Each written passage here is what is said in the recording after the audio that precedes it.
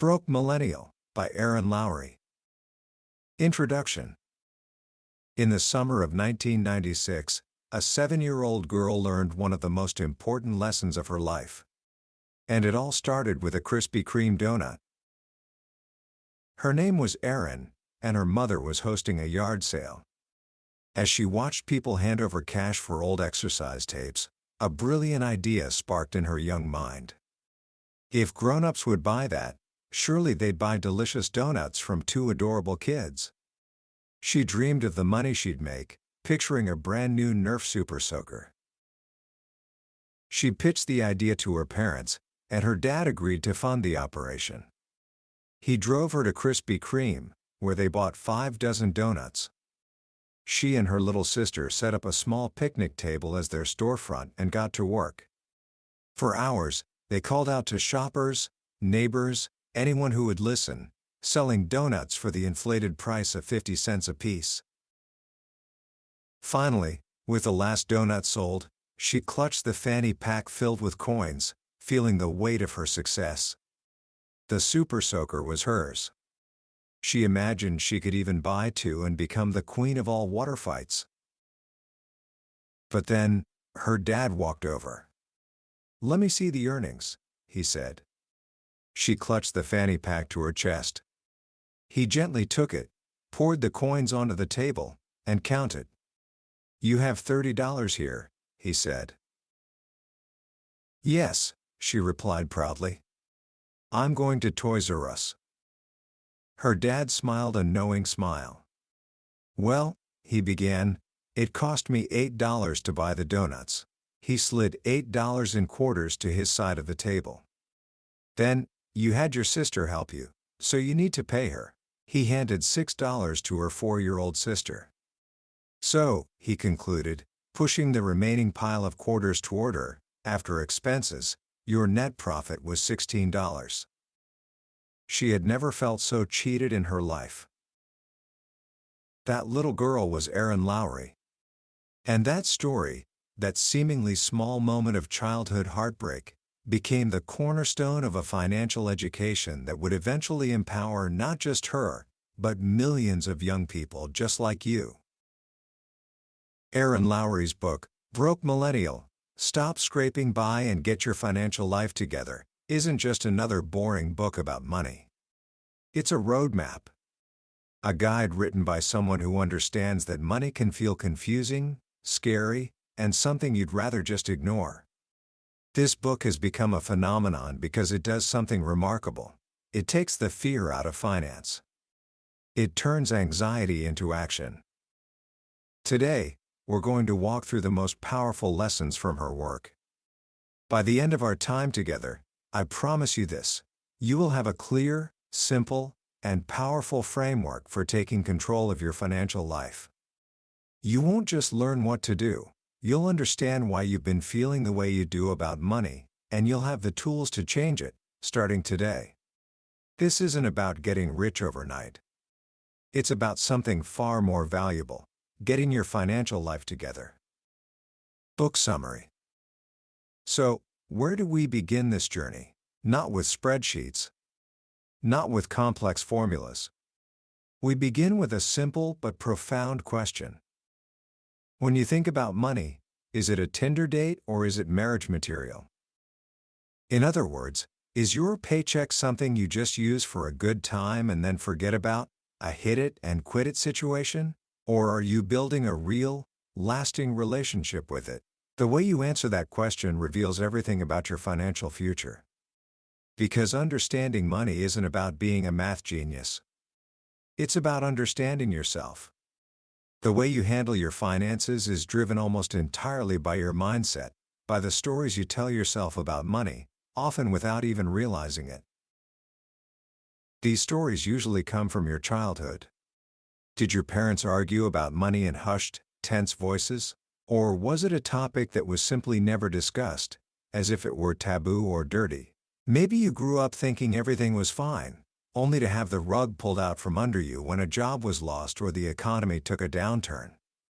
These early experiences shape what Erin calls our money hang-ups, and if we don't face them, will keep repeating the same mistakes over and over again.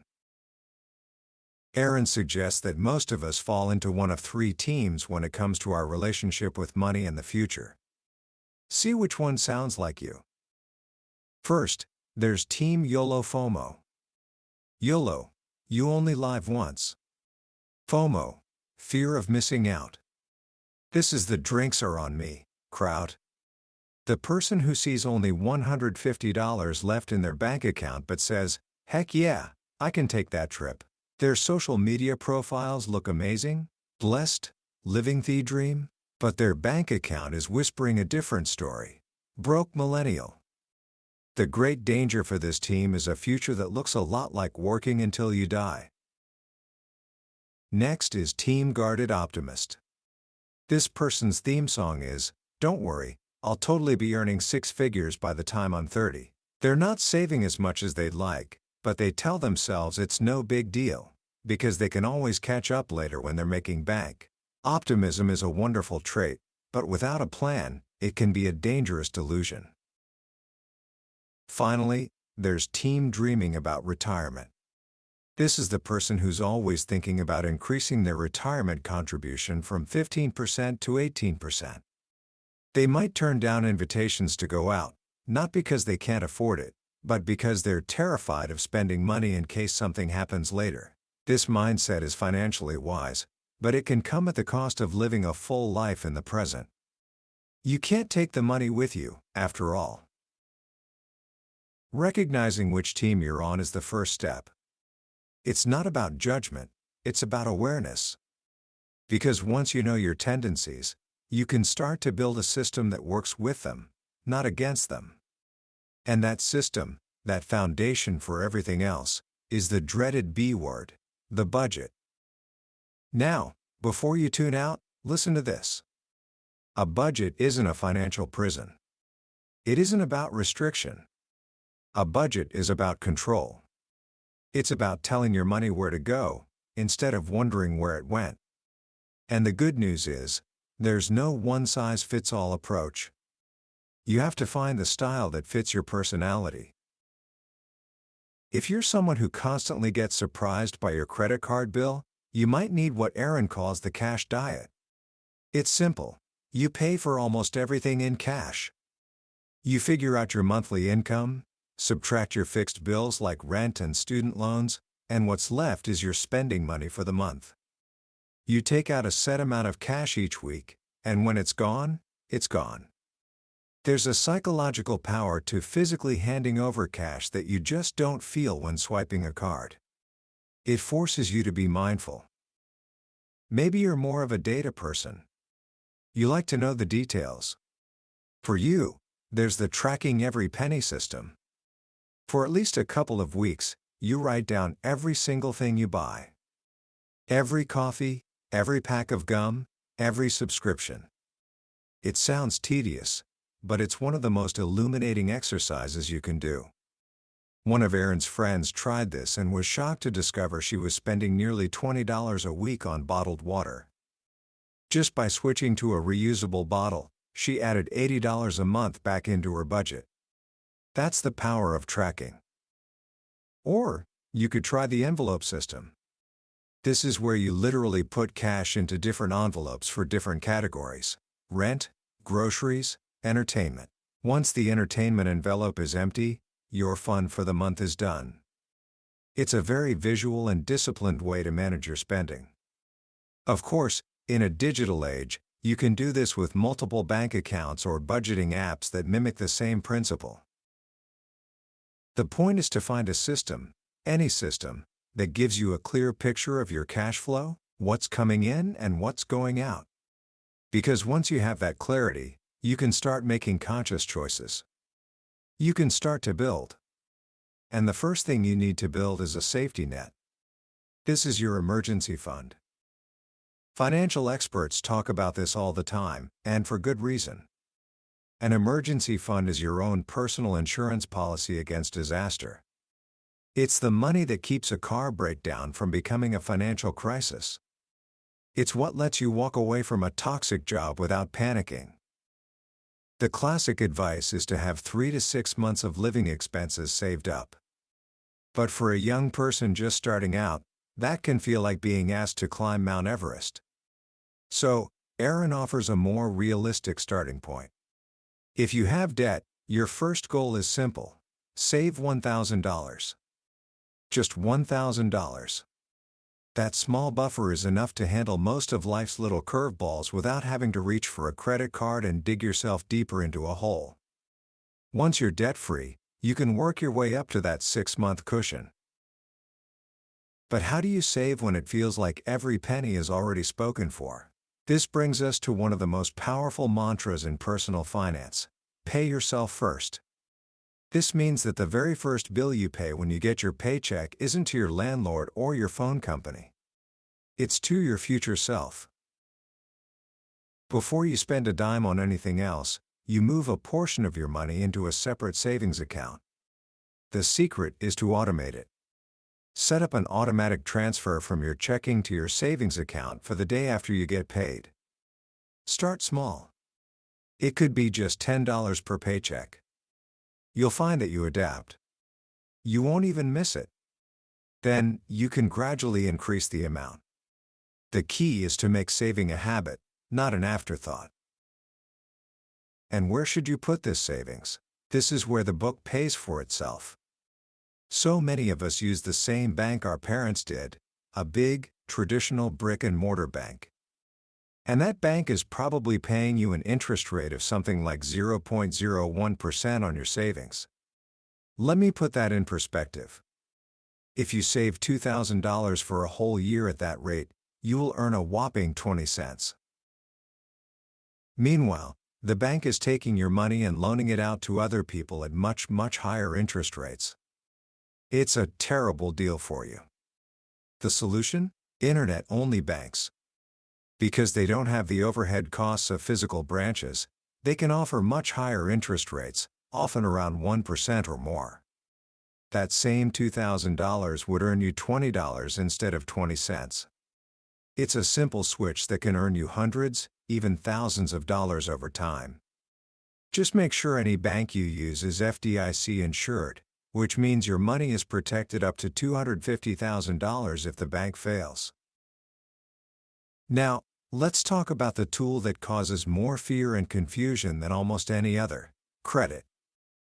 Your credit score is like a report card for your financial life.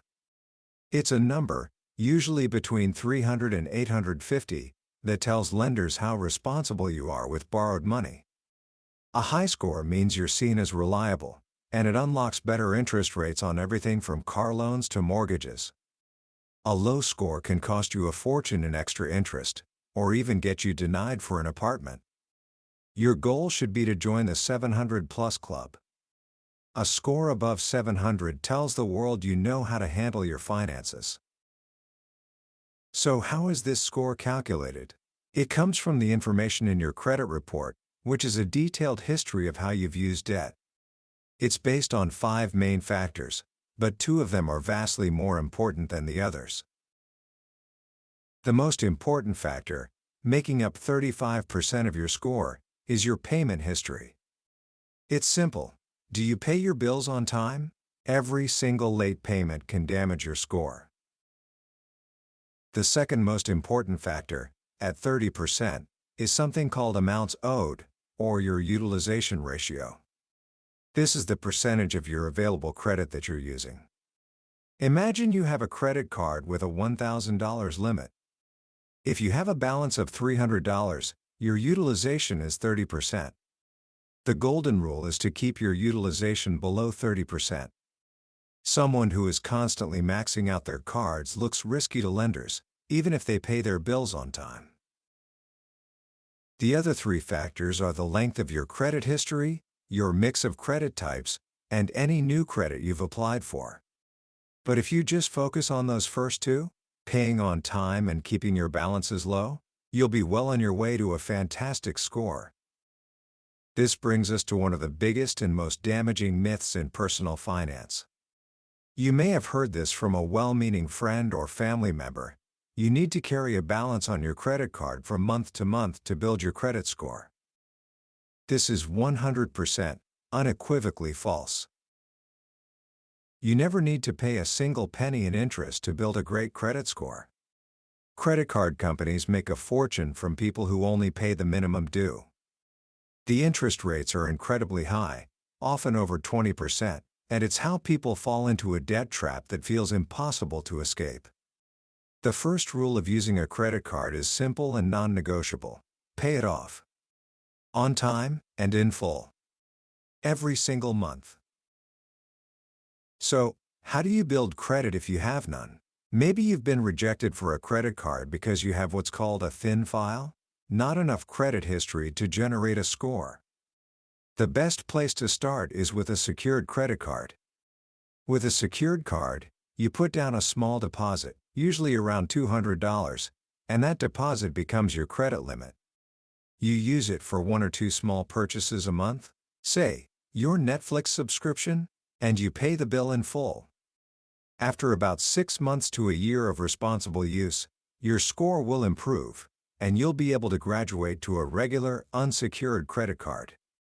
It's like training wheels for your credit. But what if it's too late? What if you're already carrying consumer debt? The first thing to do is to stop feeling shame. You are not alone. The average American has thousands of dollars in credit card debt. The shame is what keeps people stuck. Facing the numbers is the only way out. Erin lays out 2 primary strategies for tackling debt. They're both effective, but they appeal to different parts of our psychology. The first is the debt avalanche. This is the mathematically correct way. You list all your debts from the highest interest rate to the lowest. You make the minimum payments on all of them, but you throw every extra dollar you can find at the debt with the highest interest rate. Once that one is paid off, you take all the money you were paying on it and avalanche it onto the debt with the next highest interest rate, and so on. This method saves you the most money in interest over time. But for many people, it can feel slow. It might take a long time to knock out that first, big debt. That's where the second method comes in, the debt snowball. With this strategy, you list your debts from the smallest balance to the largest, regardless of the interest rate. You pay the minimums on everything, but you attack the smallest debt with everything you've got. When that small debt is gone, you get a quick, powerful psychological win. It feels good. It builds momentum. You then take the money you were paying on that first debt and snowball it onto the next smallest one. You'll pay a bit more in interest with this method, but if the small victories keep you motivated and on track, it's the better choice for you. It's about behavior over math. Now, we have to talk about the Mount Everest of millennial debt, student loans. For many, it's a number so big, so intimidating, that it's easier to just ignore it. But you can't. The first step is to know what you're dealing with. Are your loans federal or private? You should always prioritize federal loans, because the government is a much more forgiving lender than a private bank. Federal loans come with powerful protections, like deferment and forbearance, which allow you to temporarily pause payments if you lose your job or face financial hardship. More importantly, they offer income-driven repayment plans. These plans cap your monthly payment at a percentage of your income, making it affordable. And, if you're on one of these plans for 20 or 25 years, any remaining balance is forgiven. For people with high debt and modest incomes, especially those working in public service, these plans can be a lifesaver. If you have private loans or high-interest federal loans and a good job, you should look into refinancing. This is where a new lender pays off your old loans and gives you a new one with a lower interest rate. To qualify, you'll generally need a good credit score 700 plus and a steady income. Refinancing can save you thousands of dollars in interest and help you pay off your loans years sooner. As you start to build your financial foundation, money stops being just about numbers on a screen and starts to intersect with the most important parts of your life, your relationships. How many times have you been out to dinner with a big group of friends, and that awkward moment arrives when the check comes. Someone had 3 cocktails and the expensive steak, while you just had a salad. But then someone says, "Let's just split it evenly." Your heart sinks. You can't really afford it, but you don't want to be that person, the penny pincher.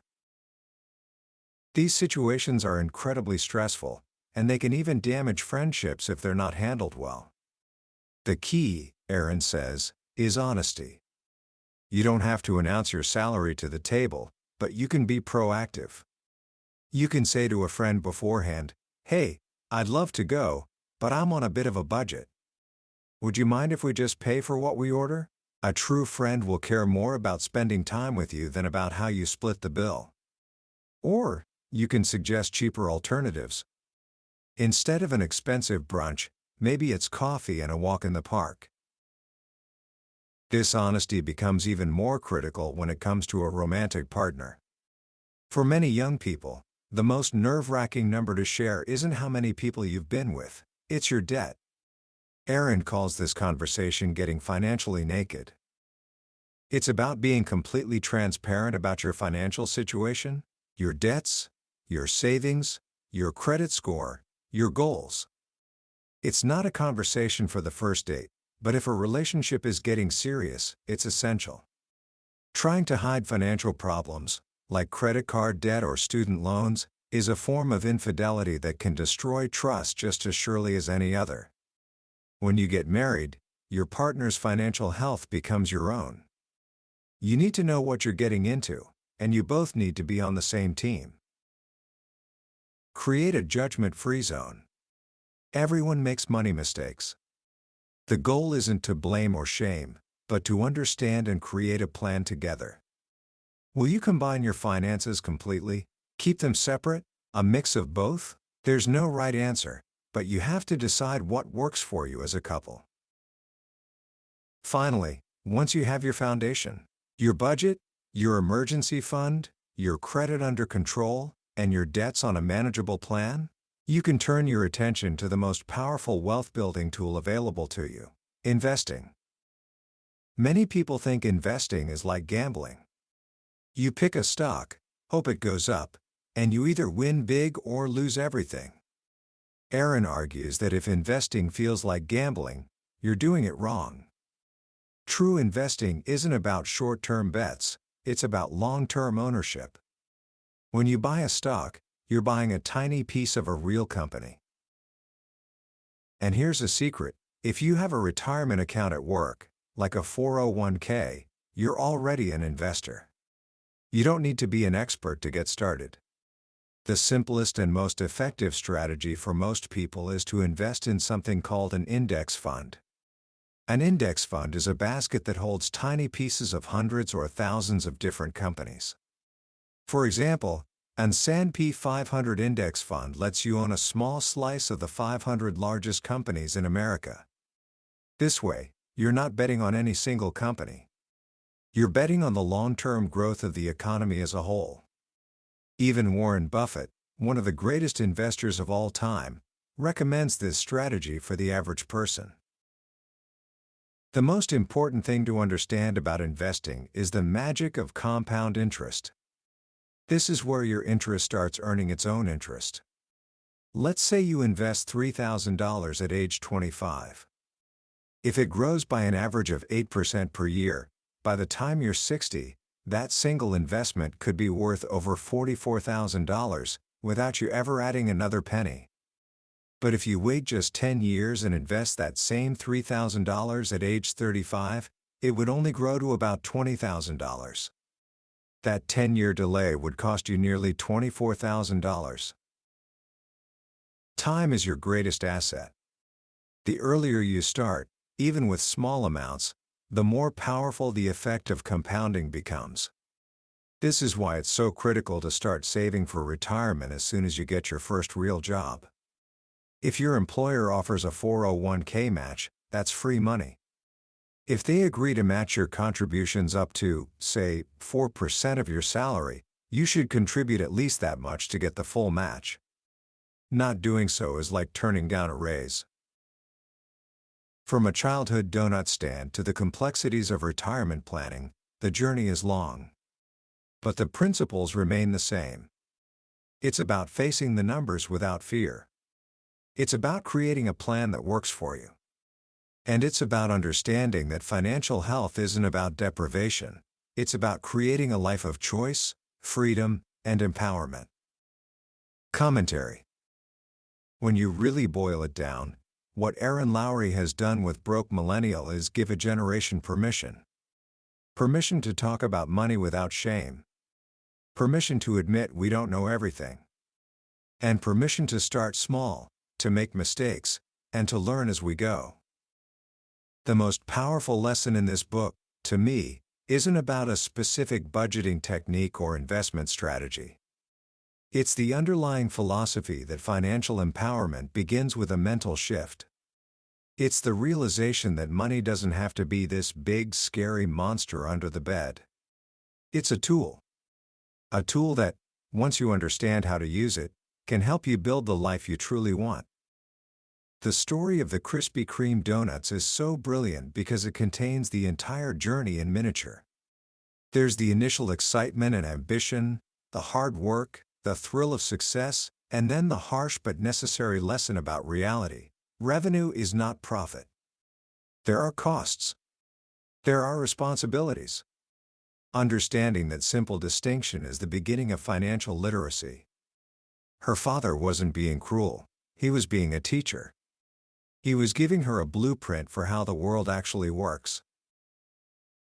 For a young person standing at the beginning of their journey, maybe just starting their first job or heading off to college, the world of personal finance can feel overwhelmingly complex. And that feeling of being overwhelmed often leads to inaction. We put off setting up our retirement account. We avoid looking at our student loan balance. We hope that if we just don't pay attention to it, it will somehow sort itself out. This book is the antidote to that paralysis. It breaks down every single one of these intimidating topics into simple, actionable steps. It tells you, you don't need to be an expert to start. You just need to start. So, what can you do, right now, to apply these ideas? I'll give you 3 simple actions. First, break the taboo. Have one conversation about money this week. It could be asking your parents how they learned to budget. It could be talking with a friend about saving for a goal you share. The simple act of talking about money out loud robs it of its power to intimidate. Second, open a high-yield savings account. Do it today. It takes 10 minutes online. Set up an automatic transfer of just $10 from your next paycheck. This isn't about the amount, it's about building the muscle of paying yourself first. It's a small win that will build momentum for bigger ones. Third, find out your credit score. There are many free websites and apps that let you do this without hurting your score. Don't be afraid of the number. Just look at it. Knowledge is the first step toward control. See where you are, so you can start plotting a course to where you want to be. That was the book summary of Broke Millennial by Erin Lowry. We certainly covered the main ideas today, but a summary is like looking at a map of a beautiful country. Reading the book is like actually taking the journey. It's in the specific stories, the detailed explanations, and the encouraging tone that the real transformation happens. This summary is your guide to decide if this is a journey you want to take. If you felt a spark of recognition in these ideas, if you're tired of feeling anxious about money and ready to feel empowered, then I truly believe this book is worth your time. The lessons within it aren't just about managing money, they're about managing your life. Also, if you've found this journey through the book's ideas valuable, I'd be so grateful if you'd like this video and subscribe to the channel. That way, you won't miss our next exploration into another life-changing book from the billionaire's bookshelf. Let's continue to learn and grow together.